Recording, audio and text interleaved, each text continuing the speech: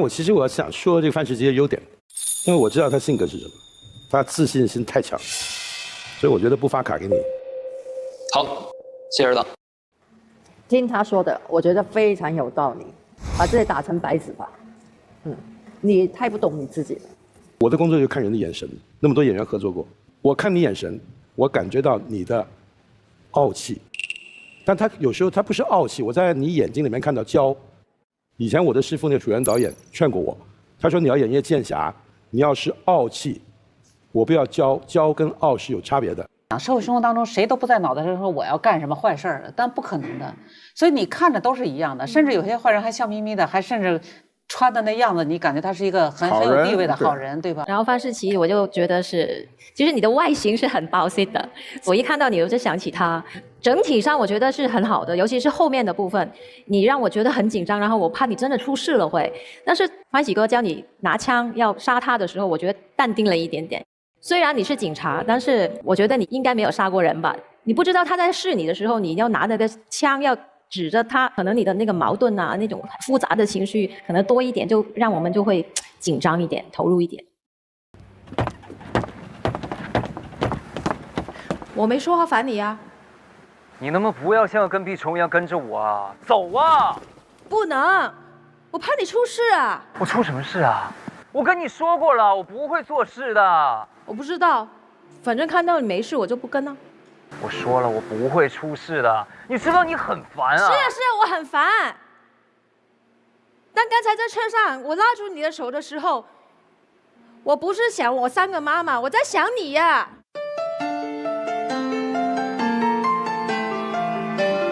你知道我为什么要跟着你吗？我有很多话没跟你说。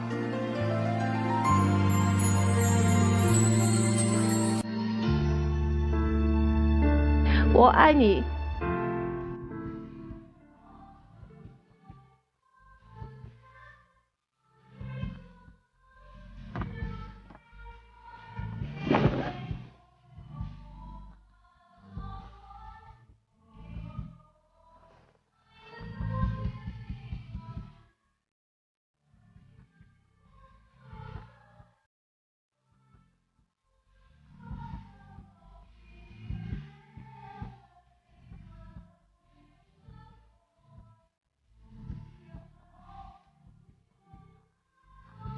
哎，厉害厉害厉害！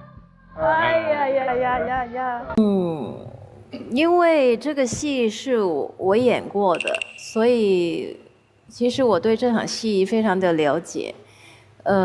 刚才你们的表演实在是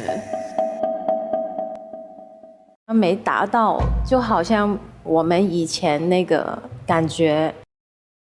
但是我给你们白卡，我希望你们可以。但是有些犯罪可能和他的一些长相啊，或者跟他的生理一些条件都会有关。卦象，卦象。哎，那您跟我们讲讲什么象？反正我觉得这个色眯眯就卦象，贼也卦象，这个暴力犯也卦象。就是你比如简单说吧，就是很早就有人研究人类的这个体格类型哈，就是说他就讲筋骨型，还有瘦型的，还有圆形的。这个瘦型的他就容易比较敏感多疑，然后呢幻想。你这样的瘦型的，我还减肥呢。幻想就是所以像美国有一个案子叫什么变态杰克什么？对对对，瘦型，哎，对，他就是瘦型的。然后还有一种是筋骨型的，这基本就是暴力型的。筋骨型是？筋骨型就是身体很壮的，一看就是属于那种有胳膊有肉的那种。那么这种筋骨，哎，一般的他们要是性犯罪，基本全是暴力型的。然后还有一个就是杀人比较多，就是打人暴躁的。然后像那种圆胖浑身都是蟹肉的，一般骗人比较多，什么就伪造啊什么的，不敢做吧？可以向这个方向发展。不是这个，我这个不够啊，不够啊。然后还有一个就是，你看他脸也是这样，如果这个人吧，就脸棱角特别清楚，有棱有角的，这基本都是力量型的。也就是说，他要如果都是狠或者就是暴力，然后这个脸圆圆的，他都是表面特随和，挺憨着看着，哎，他就不是那种硬来的。然后要是那种尖嘴猴腮的，就是瘦型的，这人一看特瘦的，一般做贼多。为什么呢？贼吧，他不敢正面冲突，他正面冲突他被揍他打不过，他只好偷偷的来，趁你不在意。而且瘦的人他贴近你的时候，你余光不容易看到，所以瘦型的人体量小。对，我记得100年前有一个学者叫隆布罗梭，他有一本书叫《犯罪人论》。他是那个军医，然后呢，当时就是在监狱当中给犯人治病，其中就有死刑犯呢，他来验身。后来他就跟那个行刑官讲，这些人我能不能做那个，就是他特别想研究人体，那时候不让研究解剖嘛，人是圣物嘛，不能解剖嘛。然后这些人家人都不要了，你能不能给我？后来行刑官说，你私下做完研究，我们就给埋了。他就解剖了很多人，他写了一本书，就叫《犯罪人论》。其中讲到犯罪人的，包括什么6尺啊，什么这个长的脸型啊。所以那天他们后来就说到监狱去看那些人，就是尤其搞监管的，基本就发现到监狱里找不着特别帅的、特别端正的，很少啊。端正的一般都是经济犯或者职务犯，然后他后来到欧洲，结果去监狱看也这样。就是外边觉得欧洲人长得都挺帅的，怎么到监狱看都这么丑？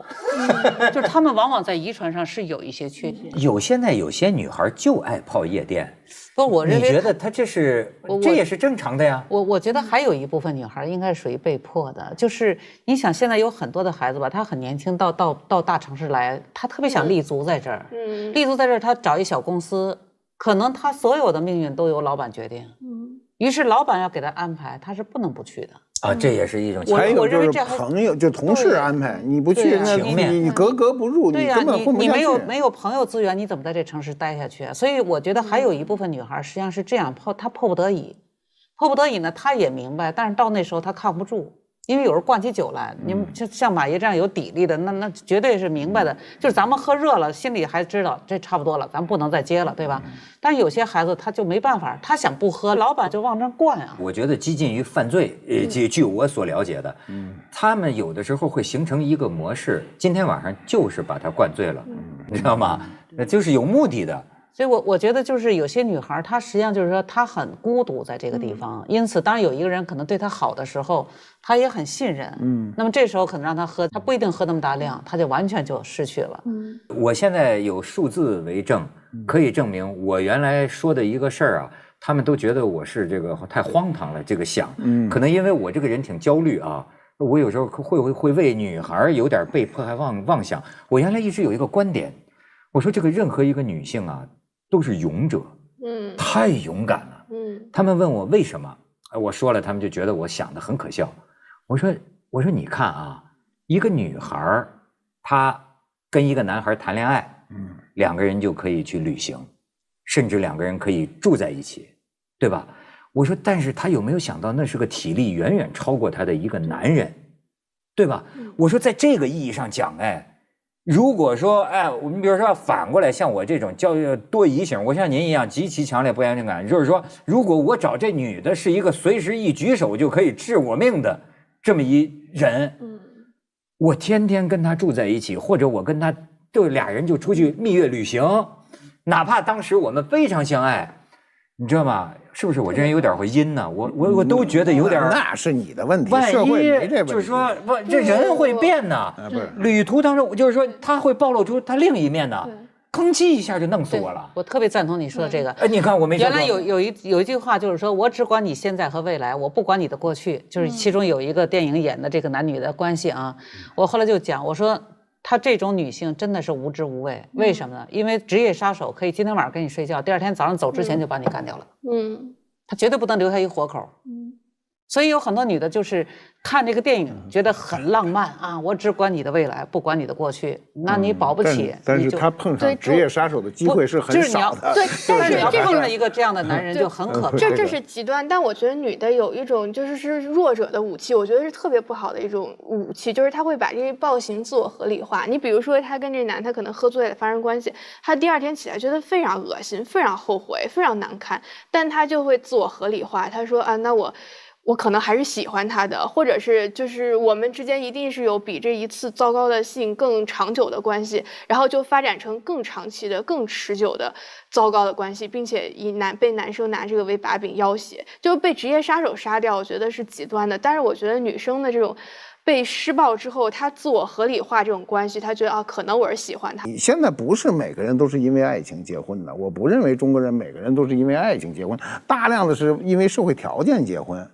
啊，你到上海那公园里去看，拿那条子的全是条件，那没有说，我说我这有一女儿嫁不出去了，你那儿有一个儿子娶不着媳妇，咱俩拿一条件，说条件是什么？爱情，爱情有这个吗？那肯定是房子什么各种工资，全是这种事儿，大量的是条件，甚至是无奈。就是关于这个杀人案件啊，过去古代就有一句话叫10见人命9见奸，也就是说很多都和那个就是男女之间就是一些情有关这就是说他熟人之间发生案件。我最早他这刚我看这数据合起来还不到60%，最早我看加拿大有一个数据就66%，那么我们基本也在60%上下。也就是说这个杀人案件当中熟人比较多，当然他这个不一定都是性的关系，比如说合伙做生意，因为我认识你，我想把你钱眯了，也是熟人杀人所以熟人杀人的比例是比较高的。但是呢，在这个当中，就是其中就是男女之间有性关系的，它更容易发生这个问题。所以最早的真正就是家庭暴力要不要干预最早真正涉及的不是一个家庭，就是男女的那个性伴侣。性伴侣当时英国的一个女孩，她想摆脱这个男的，这男的死缠烂打，然后最后呢就是也报警，她妈妈也干预，都没制止住，最后把这女的给杀了。所以呢，就是说在这个问题上，就是家庭当中这种暴力，为什么现在全世界都说零容忍，就是因为它是一而再再而三，而且得寸进尺。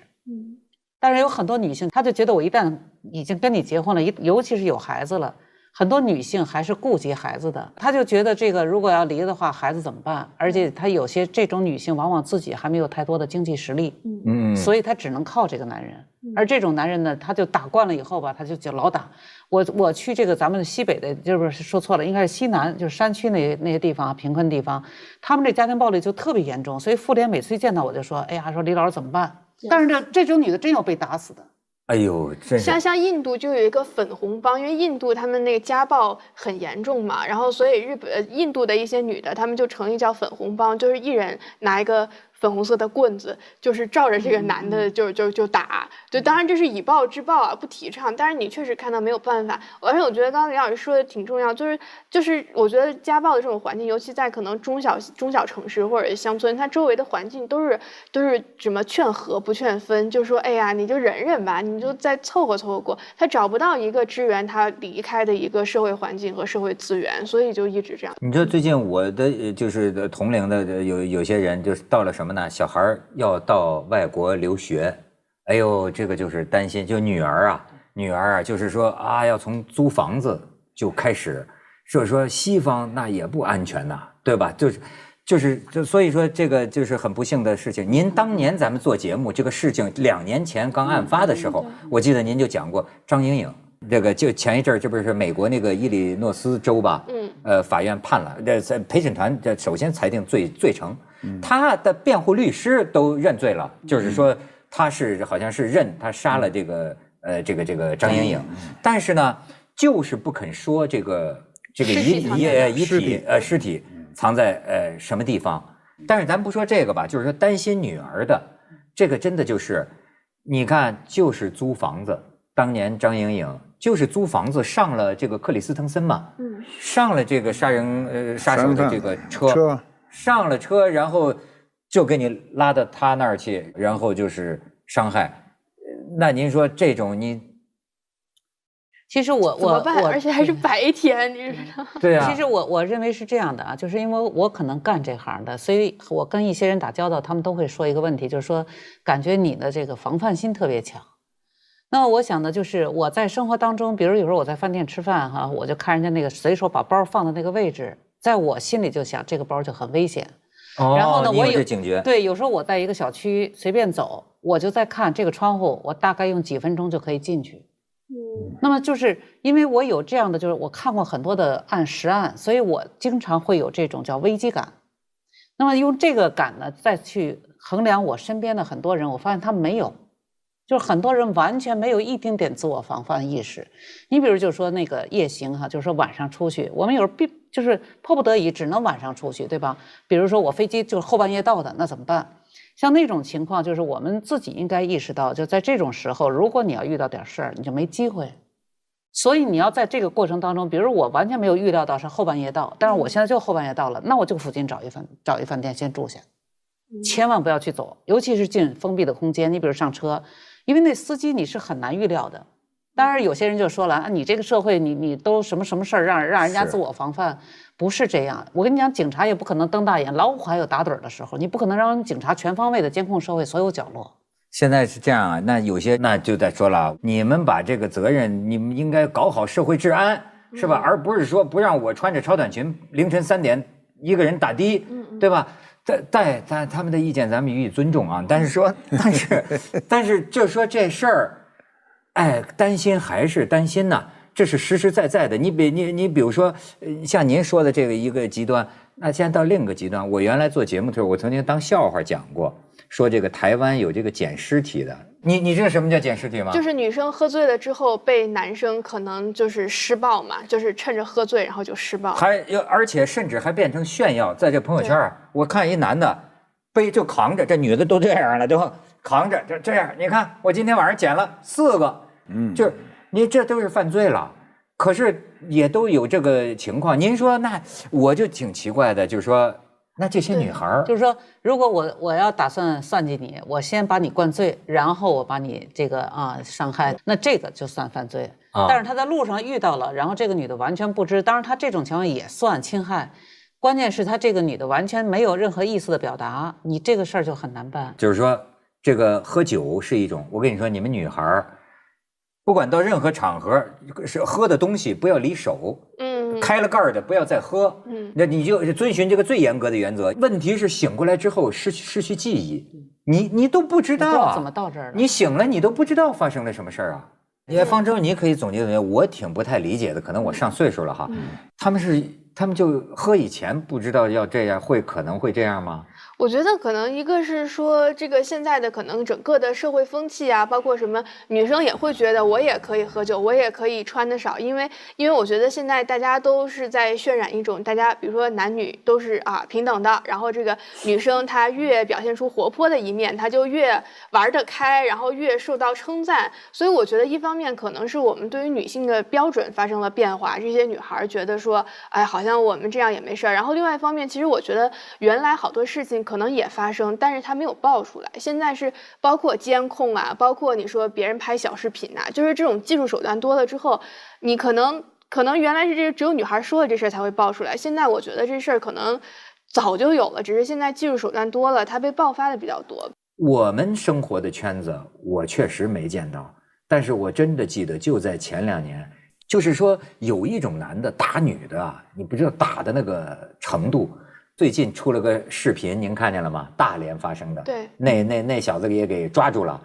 我一开始以为是打的是他女友或者是他老婆，你就那真照脑袋上踢啊！你那个大家都看见了吗？最后发现他跟那女的还是无关的，根本就是陌生人，迎面就冲头。我亲眼在北京前2年，我在车上，在那个西边，就在一个胡同。我当时觉得，就因为那个车唰一下就过去了，我当时真觉得不可思议。就有人呢，他就是揪着这个女的头发，往这个胡同的这个墙上咣这么撞然后呢抓起这个女的自行车，然后啪这砸下去。我的天哪，我简直！这种男人一般都有酗酒的问题。就是你怎么那有人制止吗？没有啊，这种情况，因为我是坐在车上，就我们看那个视频而言那个视频后来我们看到很多后续报道，比如说那女孩的伤是不是很重，是吧？好像很轻的伤，那这个男的判的就很轻。我们其实看从那个视频角度上讲，大部分人认为这个恶劣。你比如家暴家暴你把你老婆打伤了，你就直接进监狱了，那就好很多嘛。说惩戒不够，我老认为我们社会最大的问题就是惩戒特别轻。你知道这问题复杂在哪儿吗？一般这种情况都是女的离不开男的，她要离开男的就好办了，所以是女的求着不要他惩罚，因为惩罚了家里就没人挣钱去了。所以家庭暴力难就难在这个问题上。如果女的都独立，你看一般就是有独立的那种有地位的女性，她遇到家庭暴力，她只要不喜欢这男，她马上真能离开。为什么？她能活，这时候男的死缠烂打。但是有些就是我们看到很多，就是包括城里的这些女的，都是自己没有太强的经济能力的。对，你看，你不是那好，那说的是亲人之间。你比如刚才说生人之间这段录像对，您那大连这个视频这个视频这个视频，我认为通过看视频，所有的老百姓都认为这人判20年都不为过，因为你打得太重，而且那个重是随时可能丢掉命的，很任性的对，就是完全是把个人的一种怒气撒在一个无端的人身上。我觉得这所以说我就特别不理解，您就可能是我幼稚哈，就是我就是不理解，我觉得是不是有毛病啊？就因为我觉得男的啊打女的，跟我想象的。他不能这么打呀！你说特别对，又不是男的跟男的打，这玩意儿往脑袋上踹，他怎么能这么打呢？这个马爷，你说像咱们，我记得我们小的时候那儿都常听一句话，叫“好男不跟女斗”，对呀，大人不计小人过。也就是说，岁数大的是不会打小孩的。警察我就不信他打他，对，他那时候酒还醒了呢。我告诉你，看见警察醒了，对，他肯定的，他就是从内心，他就是。潜意识就是以强凌弱，就是这么一个事儿。而且我看那新闻报道，他是情感受挫了之后，他就发泄在这个女人身上。他可能就是说，觉得女的都不是好东西，所以他可能就会。你过来一女警察，你看他敢打。马爷说这特别对。其实一般我们有一句话叫“这酒壮的是什么人打？怂人打。”对，怂人打。对，这种人如果不喝酒，他的那个胆量最多就回家欺负他们家女人。他在外面是不敢跟人打架的，然后他喝点酒，这算有本事了。有本事他在找人打的时候，他仍然打的是弱者。所以就是这种人，他在生活当中实际上就是个怂人。对，我以前也说过，家庭暴力很多在家里打老婆的人，往往都是从小就被女人堆包大的，就是女的照顾他特别多。所以呢，他会怎么样呢？他就对这些女性，第一看不起，第二呢就是好欺负。但如果他身边都是男人，他不敢这样。比如说一个人在路上遇到一个就是来者不善的哈，你一定要有一个鉴别。如果你一看周围没有任何呼应你的人，你这时候你就不要跟他去愣对，就是先顺着他，甚至跟他说好话，套近乎。还有一种情况就是一看他手里有凶器，你要特别小心。就这两种情况你都要特别小心。但是如果你一看这个人就是有点摇摇晃晃站不准，过来就是摸你一下撞你一下抢你东西，你这种情况就照着他直接给他2拳撒腿就跑就行。也就是说这个你要根据情况，真的没有一个统一的标准。就比如说这个半夜走夜路，首先看来孤身女性就要防止这种情况，对吧？我建议就是说，真的是我也同意王教授那观点，就是说女性吧，你要有一种意识，就是说你是毕竟是孤弱的，你从体力上就抗不过一些事情，所以你要一个人如果迫不得已必须晚上要出去，要么就约朋友，要么就让家人接你，要么你就就近先找一地方，然后等到天亮了再回去。不要这个太，因为就是这个刚才说的这话咱没说完，就是最近我看那个网上有一段那个讲这个无人区，穿越无人区，然后最后被罚款嘛。后来这个他们走出来了的意思就是说我们也没事，我们从新疆过那边没拦，结果后来人家专门介绍说在这个无人区它是一个放生就是养生区，就各种各样的动物都有，你碰到一头狼可能不一定理你，但碰一个棕熊你就没命了。所以我们人走在社会当中就是这样，不是所有人都是犯罪人。但是如果你要是很不幸碰到一犯罪人，你就没机会了。所以你不要要求别人该怎么救你，最重要是你自己要有防范意识。对，有些人我就觉得那个你要不给别人造成这样，对，你们应该把社会环境搞好，那让我不能走夜路。我觉得说这种话的都是说便宜话。就是说，你要就是我们讲不怕1万就怕万一，就是不要说女孩走夜路啊，就做男人，我们过去年轻的时候走夜路很多，那时候也没有摄像，尤其北京的胡同特长啊，一个人走夜路的时候，后面要跟着一人，甭管男女，就你恨不得在后头，反正你不愿意在人前头。那走呢，后面如果有人，我就会加快速度，就是我一定要判断他那个声音跟我是逐渐远的，而不是逐渐近的。他如果逐渐近，我就会依照一个什么电线杆子，我赶紧转身，我看到底是怎么一回事。你的后面人拿一个板砖，手里拿个板砖追着你，你还在前头跑，那肯定不行，那你就正面嘛。你像这个，别说这个女性了，男的也害怕。就原来我住那附近的一个男的，打着电话往前走，后边梆就一砖头一拍，把包抢走了。你说这个赖谁，对吧？所以后来我就讲，打电话如果是夜里晚上一个人，你就先站住，靠着墙，你一边打着电话，一边眼睛能看到视线，打完再往前走。否则你在打的时候，你注意力全在手机上，后边过来的人你根本不知道。那么像这种，你一旦那人就是啊，春节在医院里住了10多天啊，脑袋被开花缝了10多针啊，很惨。所以我讲这个不是说那个，就是说把治安搞好了，女性可以随便上街，不是这个。因为其实防范意识还不光是这个问题，就是防范意识，就是说你要明白，在社会当中，这个犯罪人他出现的点是不确定的。如果他犯罪人脑袋上都写字儿，这事儿就好办了。有人你就说一个干到董事长的这种人还能干这种不耻的事儿，对吧？所以我们在社会生活当中要明白，在社会当中就像森林当中一样，它会有狼出现，因此你要小心为上。如果你对蛇对狼有一定经验，你好办；你一点经验都没有，你还无知无畏往里闯，这就非常危险。三体那个黑暗森林理论是吧？不要成为目标，因为你不知道树林子里有藏着什么。说美国什么到处都是活雷锋啊什么的，说那你说美国人仍然愿意接受陌生人的帮助，但是与此同时，我们也经常听到美国有这个陌生人把你给干掉。不是，那当然，你从那个比例上讲，这个概率是很低的，因为美国社会的环境，就我们出去啊，基本在我走的这个范围之内，压力都是比较轻的。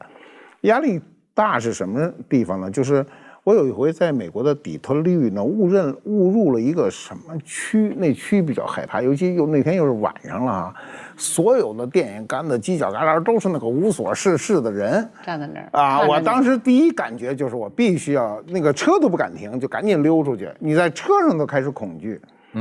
这是在美国，还有一次在法国，也是进入了一个什么区，就是从来没有，而且那个司机还跟我说咱们穿那个什么区行吗？因为我不懂嘛，我说行啊，穿哪儿还不一样嘛？堂堂大法国，一进了那个区，我就觉得这个停车都是危险。那这种时候你肯定要警惕，但是大部分时间还都是阳光明媚的，每个人都很和谐，再加上这个杀张莹颖的这个犯罪嫌疑人，他不是好多材料说他还是彬彬有礼的，他不是那种你能够识破的，他不。您说像他这个克里斯汀，他这种人是个什么人呢？就以前我谈到过，他实际上是已经有这个打算了，他有这个打算，那谁碰他谁就倒霉。对。所以就还是就说我刚才讲，社会生活当中谁都不在脑袋上说我要干什么坏事儿，但不可能的。所以你看着都是一样的，甚至有些坏人还笑眯眯的，还甚至穿的那样子，你感觉他是一个很有地位的好人，对吧？他为什么会有这种幻想？如果说他不是，就现在不都是说嘛，为什么不能给他做心理鉴定？就说他肯定不是精神病。那么，假如说是一个正常的人，他好像也是。开始说有这个幻想，这个我都遇到过啊，就是我在一个案例当中，然后后来我当时听完这个话，我跟他后来怎么讲？我说那你有没有想到，如果这个人旁边站的是他妈妈，是什么感受？他当时没说话。后来我就讲，每一个人就是每一个生命，他都不是他自己的。其实任何一个生命都是属于别人的，所以你伤害一个人，就伤害他后边一串的人。也就是说，他这个很多人是什么呢？他只有一种玩和游戏的意识，他没有把人作为人来看。就是如果他不是疯子，他不是精神病，他不是精神病，那么人的头脑中为什么会产生这种？这实际上就是人的一种兴趣，他某一个事把他勾出了这个兴趣，就跟某一次你接触一个音乐，你突然喜欢了这首曲子，或者某一次你接触了一个游戏，你觉得这游戏很好玩，但你要如果不接触，你一辈子都不会有这感受。那么他也是这样，而且我们在研究心理，它是有顺序的。比如说你先有一道防线了，你再接触这个事情就没有危险了。如果这个孩子之前没有这个防线，然后他一接触这个，他就完全都可以往前走。为什么我们没有这种想法？就是因为你来自一个正常家庭，你的爸爸妈妈肯定关系很好，然后呢，他们很爱你，你也很爱爸爸妈妈，所以当这个情况有存在的时候，你就不忍去伤害一个人。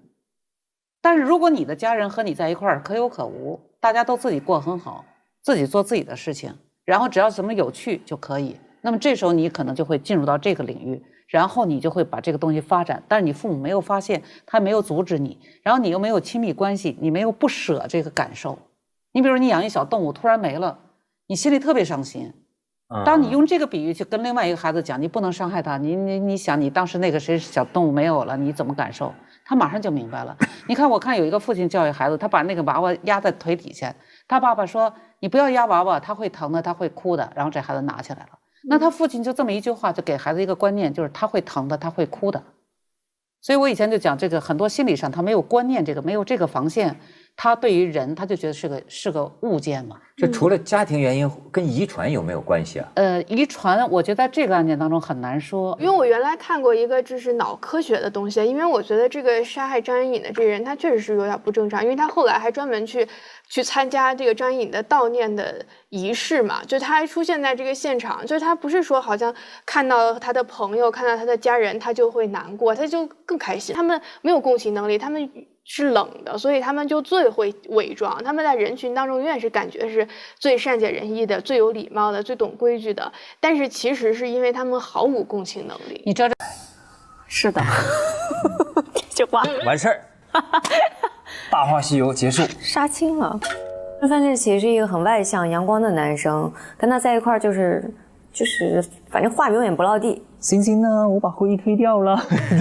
我觉得就需要这样一个人来破这个情境，你觉得他才好玩。他要是对你不好的话，你跟我说啊，我替你出头啊。如果有点东北味挺好的。行啊，如果我们的相处方式互怼组合呀，就是有点像那种什么上中学的时候的那种同桌。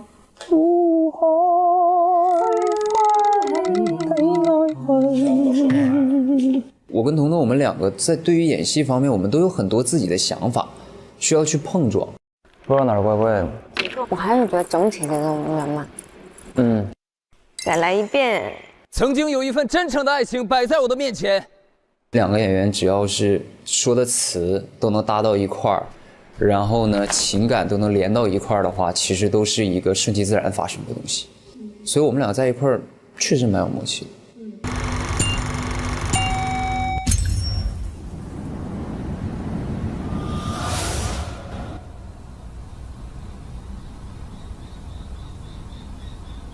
你让我走吧。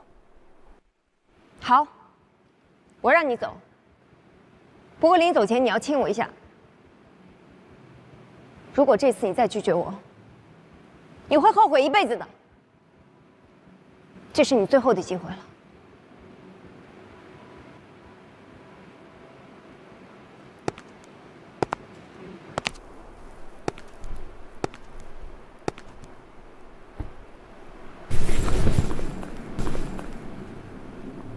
嫁给我好吗？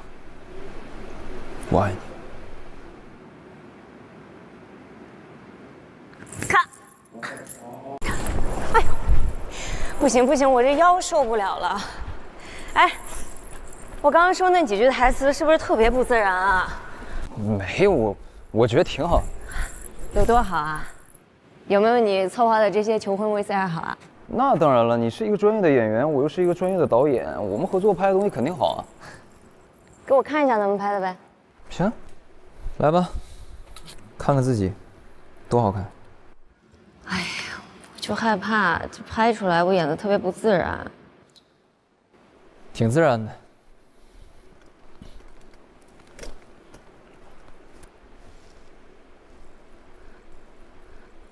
怎么样啊，老同学？你这2年过的？我能怎么样啊？就混口饭吃呗，就那样。那感情生活呢？找了吗？后来？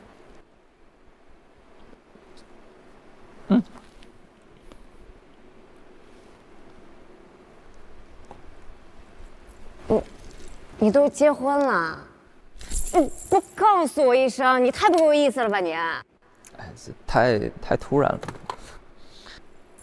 那可不是吗？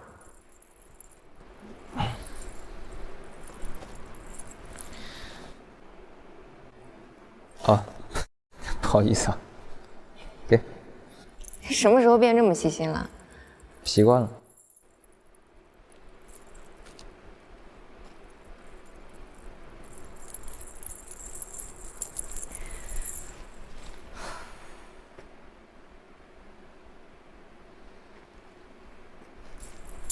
我先生应该快到了吧？我看看啊。为什么要选拍《大话西游》的婚纱照？我喜欢紫霞仙子啊，她那么勇敢，为了自己爱的人可以牺牲自己，而且我也特别羡慕她。最后真的等到了心爱的人，驾着七彩祥云来见他。你已经等到了，他真幸运。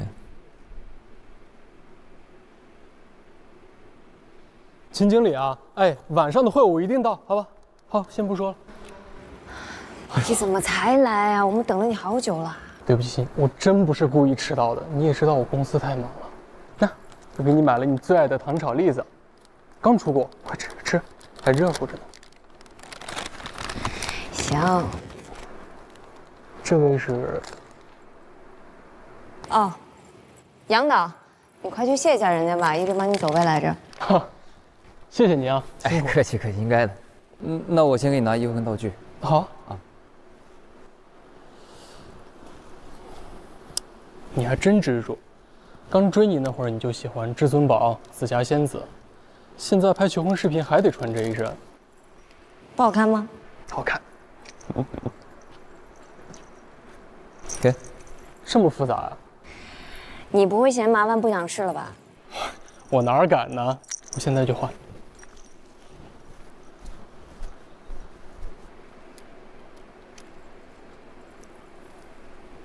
你还真别说，他挺爱你。是啊，挺爱我的。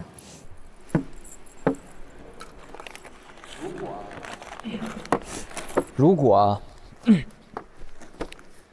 我是说如果，他要是欺负你的话，你告诉我，我替你出头。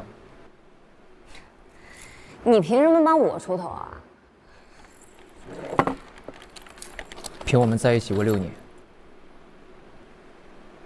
我不能随便看你被人欺负吧？哎，再说了，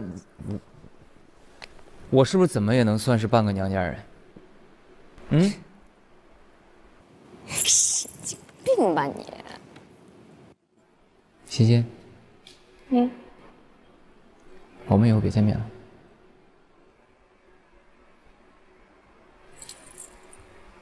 干嘛？因为难忘啊！真的，你说就我看到这些糖炒栗子，我就会想起我们曾经那个时候，你就会缠着我。你说我想吃，你给我买。我如果下班晚了，我没有买到的时候，我们回去会吵架，你就会生气。你就说这些片段都在我脑海中浮现，我。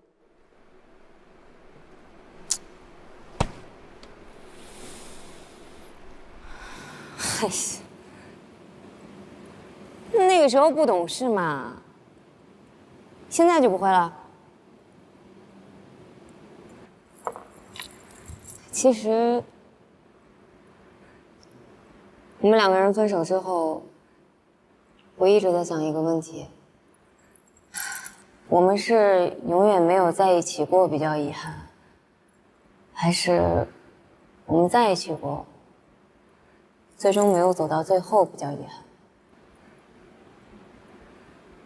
你觉得呢？我觉得应该是永远没有在一起过比较遗憾。你看，现在至少我们2个人都努力过，虽然没有走到最后，但是我们拥有很多很美好的回忆嘛。对吧？对。老大，这储存卡。谢谢。刚才那儿拍照的说道具婚戒不见了，哎。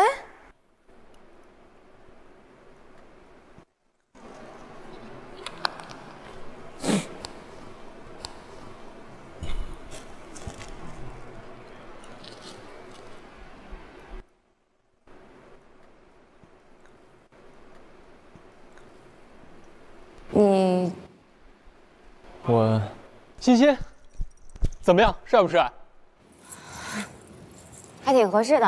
我看看。那你想好等会儿怎么演了吗？我就是你的意中人，本色出演。行，开始吧，导演。好。走。我们就在这个红灯笼这儿先抓拍几张，找一找感觉。好啊，准备好了吗？好，3、2、1。好，再来一个，3、2。喂，我不是说了吗？我现在过不来。导演，麻烦替我走一下位啊。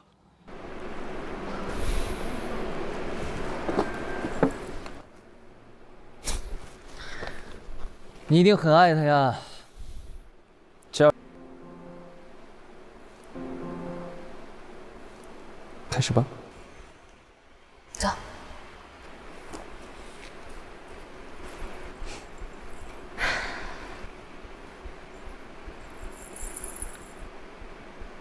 干嘛？说话呀！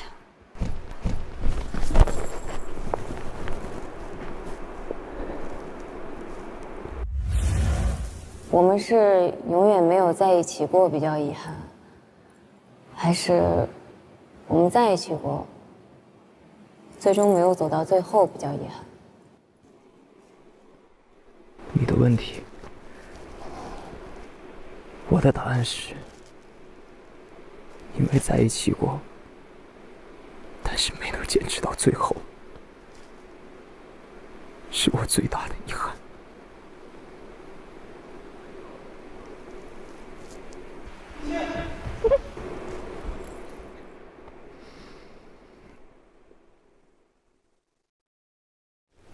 曾经有一份真挚的爱情摆在我的面前，我没有去珍惜，等到失去的时候，我才后悔莫及。尘世间最痛苦的事，莫过于此。如果上天可以再给我一次重来的机会，我会对那个女孩说：“我爱你。”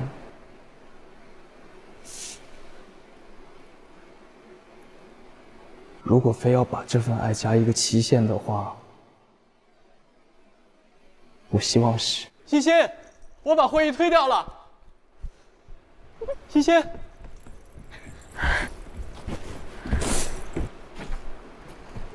你怎么哭了？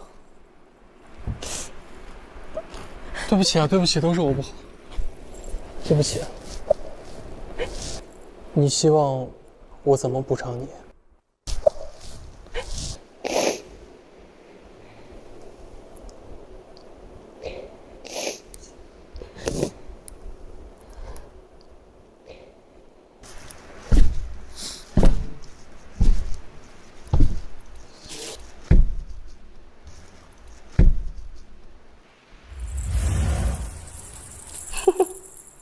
好看吗？好看。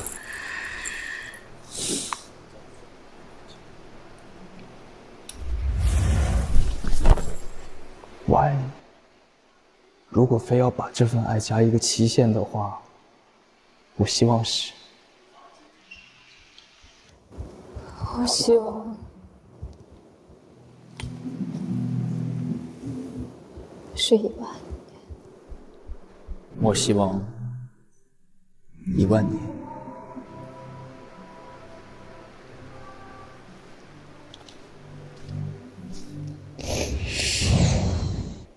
谢谢你啊，今天帮我演这出戏。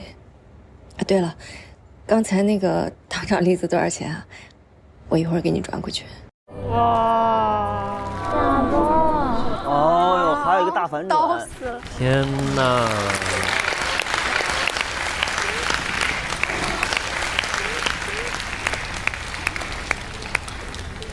我刚刚看我边上的黄澜老师，对，一直在哭。我没想到他们全新的做了一个故事啊！时间过去以后，慢慢的女孩学得懂事了，然后男孩也会体贴了，但是却又不能在一起，那种爱而不得。我觉得这故事编得很好，然后演员演得也很好。谢谢老师。看到现在为止，这个故事是改编的最好的。范世琦，我觉得你是最有信心的，你这个戏给我了意料的惊喜啊！它非常稳，李一桐不用说了，你经验丰富，所以整个戏我给的评价也蛮高的，不错，演的。谢谢儿子。谢谢。世琦跟一桐，其实在你们身上，整体我看到火花，然后你们俩的外形啊都非常搭，CP感非常好。我现场跟你们也有聊过，因为戏里面情绪其实要分好几个阶段，所以整体要很清楚分开。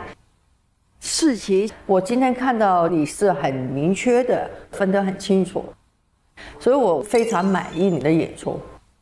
啊，一同是恰到好处，抓到那个女主角的那种又爱又无奈，又想又不敢，非常非常到点。谢谢红姐，谢谢。接着黄老师讲编剧的问题，直到最后一秒，真的我觉得编剧做了一个很大的反转。前面我在挠头。我前面其实一度我没有办法接受，你为什么不能接受？因为他没有在反转的最后那一下的时候，如果就是现实中真的各自已经有归属了，再做这样的情感牵绊，所以我当时心惊，我想敢这么做戏吗？你觉得是因为这两人要结婚了，所以在遇到前男友还有感情表白是不好的吗？我们探讨一下，他已经是一个待嫁之人了，已经有自己的未婚夫了，他跟前男友还有这样的情感牵绊，你能接受吗？我觉得戏剧它就是能够让我们打开对人性的所谓的绝对的道德束缚，而去你看我们今天看过的像《甜蜜蜜》这样的，我和小婷不一样，他是你爱人，我是你朋友。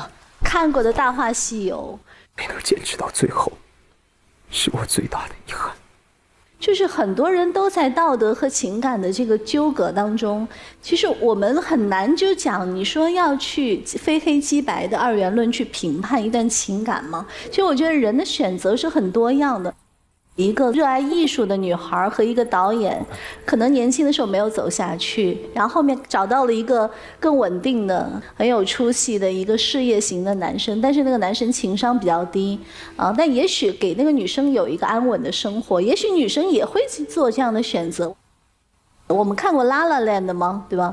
就是我们看过很多这样的，就是艺术情侣最后没有走在一起，然后选择了可能没有那么多共鸣，但是恰恰是符合大众的主流价值观的那种安稳的家庭生活的，有过这样的故事。我同意不能非黑即白，但当初如果没有最后那个转折点的话，我觉得如果是我已经是一个要嫁人的人，我主动的来找我的前男友，并且以那样的方式两个人去叙旧情，我认为是对你现在男友的不尊重。当然最后因为有了个反转，我就瞬间我觉得这是他编剧他高明的地方，他最后翻回来了，让一切都合理和可接受。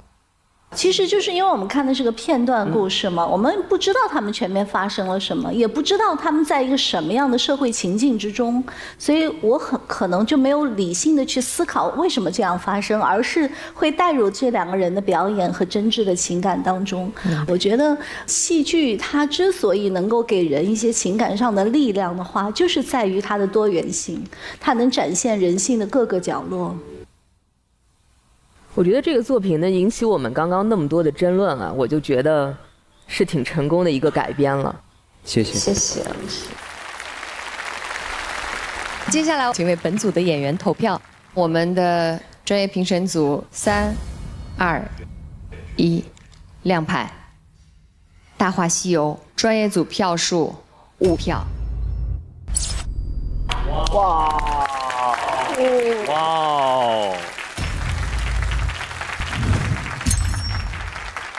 恭喜李一桐和范世琦成为了本阶段的最佳搭档，请尔冬升监制为两位最佳搭档颁发红卡吧。抱抱人生大戏，高端优萃开启，接下来进入俱乐宝优萃有机奶粉红卡时刻。哇！哇！恭喜恭喜！谢谢儿的，恭喜恭喜！谢谢谢谢谢谢儿的，谢谢。